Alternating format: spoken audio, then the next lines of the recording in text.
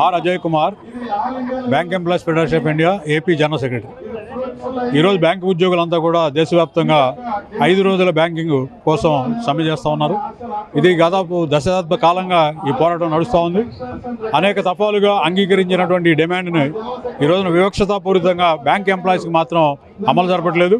Financial సెక్టార్లో ఉన్న మిగతా ఎంప్లాయీస్ అందరికీ కూడా ఇది అమలు జరుపుతూ ఉన్నారు. మిగతా అన్ని ఇన్స్టిట్యూషన్స్ కూడా సెలవు ప్రకటించున్నారు. కానీ బ్యాంకులకు మాత్రం 2 శనివారాలు మిగతా 2 శనివారాలు సెలవు ప్రకటించకుండా కాలయాపన చేస్తూ ఉన్నారు. ఈ రోజున అదనంగా 40 నిమిషాలు పనిచేయడానికి కూడా అంగీకరించి రాతపూర్వక ఒప్పందం అయిన తర్వాత కూడా ఇంప్లిమెంటేషన్ చేయట్లేదు. కాబట్టి తక్షణం ఈ 5 రోజుల బ్యాంకింగ్ విధానాన్ని అమలు జరపాలని చెప్పి కోరుతా ఉన్నాం. ఈ రోజున వివక్షతను మానుకోవాలని చెప్పి కోరుతా ఉన్నాం. బ్యాంకు ఉద్యోగులు అధికారులు చాలా తీవ్ర పని ఒత్తిడిని ఎదుర్కొంటా ఉన్నారు. లక్షలాది మందిగా బ్యాంకు ఉద్యోగుల అధికారుల సంఖ్య తగ్గిపోయింది. ఆ దశలో 5 రోజుల పని ఉంటే కొంత వెసులుబాటు ఉంటుందనే దీంతో ఈ రోజున డిమాండ్ చేస్తూ ఉన్నారు. కాబట్టి తక్షణం ఈ డిమాండ్ అమలు జరపాలని ఈ రోజున కోరుతా ఉన్నాం.